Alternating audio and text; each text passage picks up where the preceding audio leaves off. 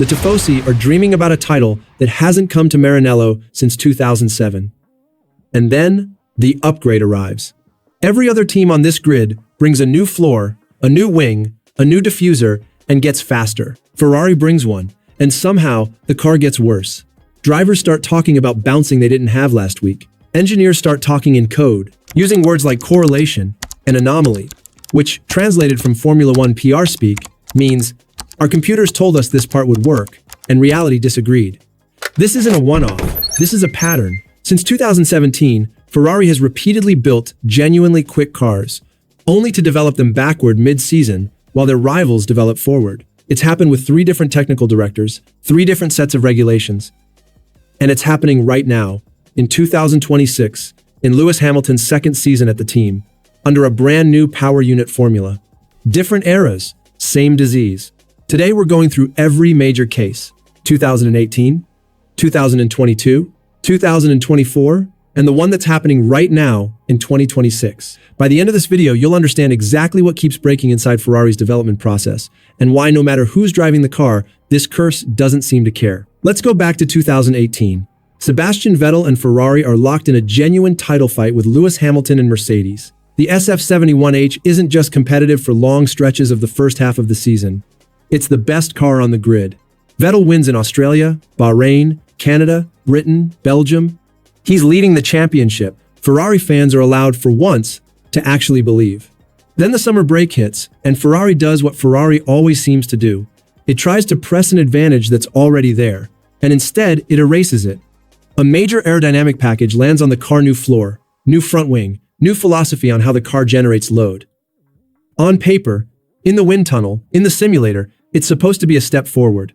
On track, it's the opposite. The SF71H becomes inconsistent. It's harder to predict through corner entry. Vettel, who had spent the first half of the season looking like a world champion in waiting, suddenly starts making uncharacteristic mistakes: a spin in Germany while leading his home race, a first-lap collision in Italy at Ferrari's own Monza. Every race after the upgrade, the gap to Mercedes grows. Hamilton doesn't need to be brilliant. He just needs to be Ferrari's mirror image, consistent, controlled, and patient, while the car across the garage falls apart underneath its own driver. Think about what that actually means for a driver. Vettel spent the first half of that season learning to trust a car that rewarded aggression. Then, race by race, that same car started punishing him for the exact same inputs that had been winning him races 2 months earlier. That's not just a performance deficit, it's a psychological one. A driver who can't trust his machine starts second-guessing every apex, and Vettel's uncharacteristic errors down the stretch of 2018 weren't happening in a vacuum. They were happening in a car that had quietly become a different, worse machine than the one he'd been winning in during the spring. By the time Ferrari arrives in the United States for the penultimate rounds of the year, the championship is functionally dead, and the team makes an admission it doesn't like to make out loud. They strip the summer upgrades off the car. They revert to the specification the car was running back in July before any of this went wrong. And the car is instantly transformed. Kimi Raikkonen, who'd gone winless for over 100 races, takes pole and wins the United States Grand Prix in that reverted spec car. It's the clearest possible proof of what had actually happened. Ferrari's own upgrades, worth potentially millions of dollars and months of development time, had made the car slower. Not marginally slower, championship-losing slower. And here's what makes it worse in hindsight. Ferrari didn't just lose the 2018 title to a faster Mercedes. They lost it to a Mercedes that was standing still relative to where Ferrari had been in June. Hamilton didn't need a masterclass. He needed Ferrari to keep doing exactly what it was already doing to itself. That's the version of this story that should terrify Ferrari fans more than any of the others. The enemy wasn't across the garage. It was already inside it. That's the blueprint. Fast car in spring. Confident upgrade in summer. Quietly reverse it by autumn. Ferrari would repeat this exact shape of story 2 more times in the years that followed. Fast forward to 2022. Brand new regulations. Ground effect aerodynamics returned to Formula One for the first time in decades, and Ferrari, remarkably, nails the concept out of the gate. The F175 is, for the opening rounds of the season, arguably the most complete car on the grid. Charles Leclerc wins in Bahrain. He's fast, aggressive, and for a moment, it looks like Ferrari has actually cracked the new rulebook better than anyone, including Red Bull. But Red Bull has something Ferrari doesn't. Brutal in-season development speed, and a straight-line speed advantage that starts to show up on longer circuits. Ferrari's answer is to chase that speed with a revised underfloor and diffuser package, designed to close the gap down the straights without giving up cornering performance. Here's the problem.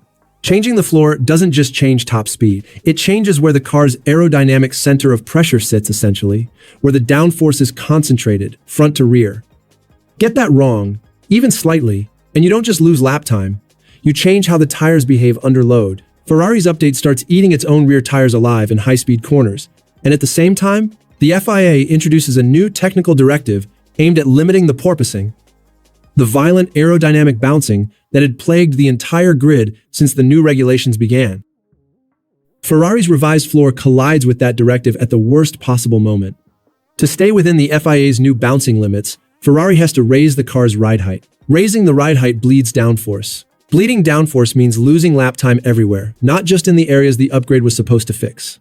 What follows is a second half of the season, where Red Bull simply drives away. Max Verstappen doesn't just win the championship, he sets a record for most wins in a single season. In part because Ferrari's own upgrade sabotaged the very platform that had looked so promising in Bahrain. Leclerc's championship challenge, which had genuine substance in March, is unrecognizable by October. Combine that with well-documented strategy errors from the Ferrari pit wall, and 2022 becomes not just a lost championship, but a case study in how a technically promising car can be quietly strangled by its own development team. What's particularly painful about the 2022 version of this story is the timing. Ferrari wasn't chasing Red Bull because Red Bull's car was fundamentally superior everywhere. It was chasing one specific weakness, straight-line speed, on a handful of circuits. In trying to patch that single weakness, Ferrari's engineers unraveled the very quality that had made the F175 special in the first place, a chassis that could generate huge amounts of downforce without punishing its own tires. That's the trap every development team on this grid has to navigate. Chase one number on the spec sheet, and you can accidentally break three others you weren't even looking at. Ferrari walked directly into that trap, in a year when the championship was still genuinely there to be won. 2024. New team principal, Fred Vasseur, is a full season into the job. Ferrari starts strong. Carlos Sainz wins in Australia. Leclerc wins around the streets of Monaco, Ferrari's home turf, in every sense but geography. For a moment, under this new leadership, it genuinely looks like the team has learned from the mistakes of 2018 and 2022. Then, Ferrari does the thing again. Eager to keep pace with McLaren and Red Bull, who are both developing fast, Ferrari fast-tracks a significant upgrade. New floor, new diffuser, new engine cover originally planned for later in the season, and brings it forward to the Spanish Grand Prix. Team engineers explained at the time that the goal is simple: get ahead of the competition by one race weekend instead of falling in line behind them. Instead, the upgrade reintroduces a problem Ferrari thought it had put behind it years earlier: porpoising, bouncing, the exact violent high-frequency oscillation that had defined the miserable early days of the ground effect regulations. Carlos Sainz is blunt about it at the time. He says the bouncing doesn't just cost you time in the corner where it happens, it costs you time everywhere else too, because you can't trust the car enough to commit. The bouncing gets so severe that heading into the British Grand Prix, a track defined by long high-speed corners like Copse and Maggotts-Beckett's Ferrari, makes an embarrassing decision. They revert. Charles Leclerc runs the new Spain spec floor in Friday practice. Carlos Sainz runs the old Imola spec floor from a month earlier. By Saturday, both drivers are back on the old floor. Ferrari has effectively thrown away a month of development gains just to make the car drivable again at one of the most demanding circuits on the calendar. Sainz doesn't hide his frustration.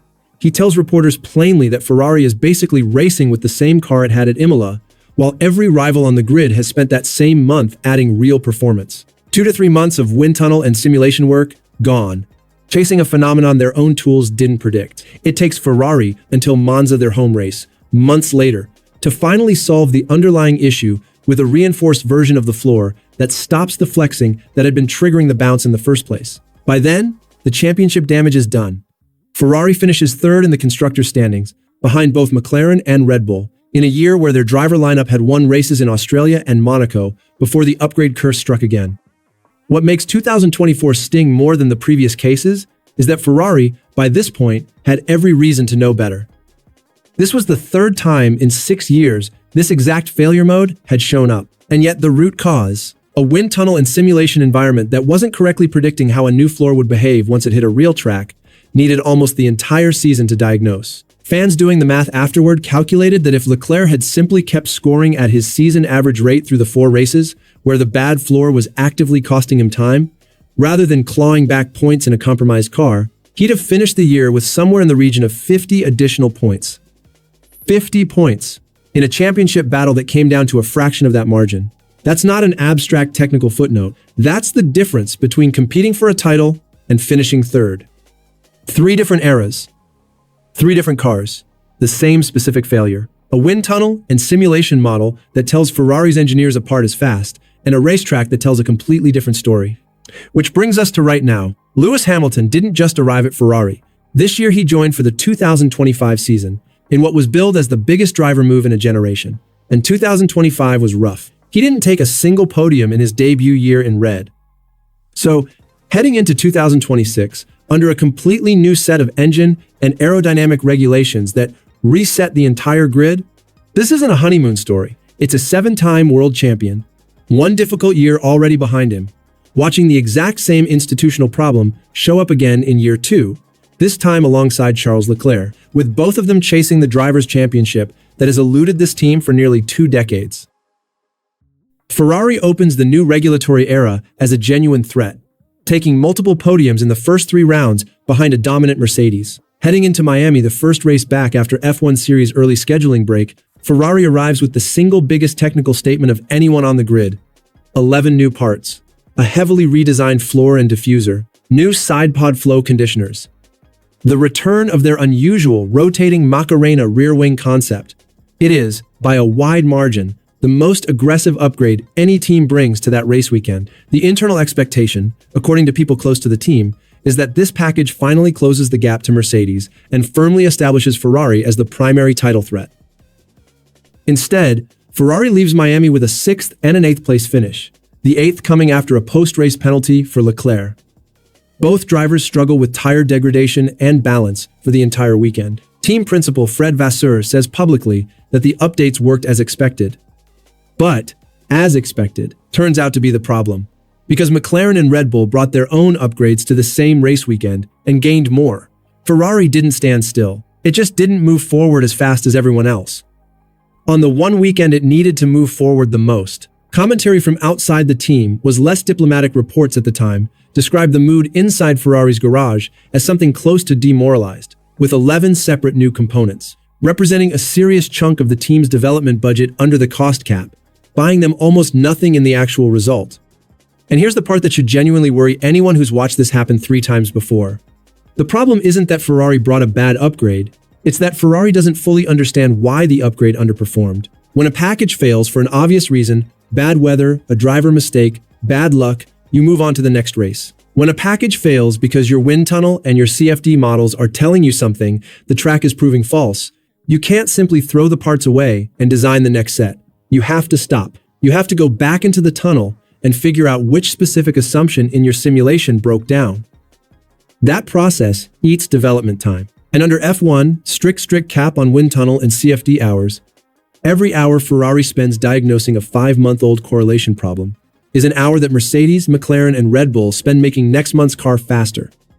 To be fair to Ferrari's engineers, this isn't a repeat of 2018 seconds 4-month collapse, or 2024 seconds full-blown bouncing crisis. The team has since brought further packages to Barcelona and beyond that have actually delivered Hamilton's first win for the team, and his first win anywhere since the 2024 Belgian Grand Prix came off the back of a Barcelona floor upgrade that worked exactly as intended. There's also a second power unit upgrade reportedly planned for Ferrari's home race at Monza, said to be roughly double the gain of their first engine step earlier in the year. So this isn't a team in permanent freefall the way it looked at points in 2018 or 2024. But that only sharpens the real question at the heart of this video. Why does Ferrari's development pipeline seem to work cleanly in Barcelona and completely misfire in Miami? Why, across 4 upgrade cycles spanning 8 years and 3 different regulation sets, does this specific failure mode simulation says yes, track says no, keep coming back, even under new leadership, a new car concept, and a driver lineup good enough to be fighting for the title outright? If it were just one bad floor in one bad season, you could call it an anomaly. 4 times, across 3 regulation eras, with 3 different technical structures underneath them, is not an anomaly. It's a pattern that lives somewhere deeper than any single part on the car, somewhere in the process, that decides which parts get built in the first place. So, what's actually broken at Maranello? It isn't a lack of money. Ferrari operates at or near the cost cap every single year. It isn't a lack of talent. This is a factory that has produced championship-winning cars before, and clearly still can in isolated moments. What keeps recurring across 4 separate seasons and 3 completely different technical regimes is a correlation problem, a gap between what Ferrari's wind tunnel and CFD simulations predict and what the tarmac actually delivers. In 2018, that gap cost Vettel a championship he was leading. In 2022, it helped hand Verstappen a record-breaking season. In 2024, it turned a promising start under a new team principal into another third-place finish. And now, in Lewis Hamilton's second season at Ferrari, after a winless, podiumless debut year, it's already threatening to do it again.